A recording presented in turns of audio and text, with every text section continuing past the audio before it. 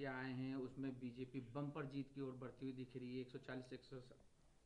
मैंने पहले ही कहा था, मध्य प्रदेश में कोई कांटे की टक्कर नहीं है। भारतीय जनता पार्टी भारी बहुमत से जीतेगी। प्रधानमंत्री जी के प्रति प्रेम, उनका नेतृत्व, अमित शाह जी की रणनीति, नड्डा जी की का मार्गदर्शन, कार्यकर्ताओं का अनथक परिश्रम और हमारी प्रदेश की सरकार की अनेकों योजनाएं जिनने जनता की जिंदगी बदली है और विकास, ये स्पष्ट बताते थे कि भारतीय जनता पार्टी भारी बहुमत से जीतेगी।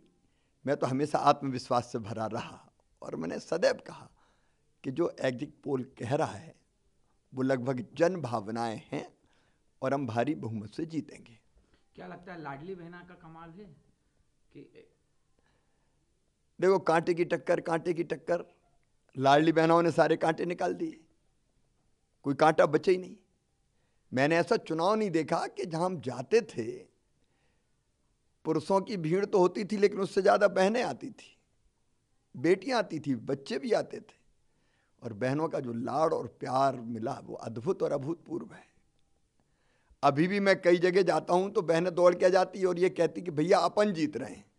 वो ये नहीं कहती कि बीजेपी की सरकार बनेगी कि आपकी सरकार बनेगी, वो ये कहती कि अपन जीत रहे हैं। अपन जीत रहे हैं मतलब बीजेपी की जीत में बहनों को अपनी जीत दिखाई दे रही है और इसलिए लाडली बहना ने सचमुच में चमत्कार किया है।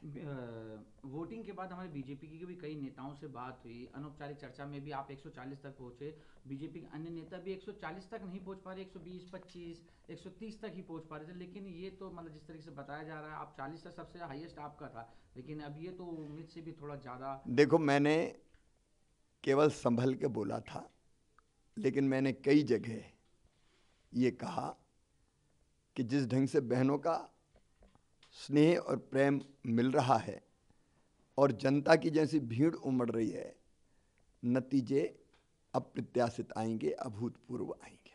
सर कांग्रेस भी दावा कर रही है हालांकि अब मुझे जिसके कुछ बाद कहना नहीं है, उनको दावा करने का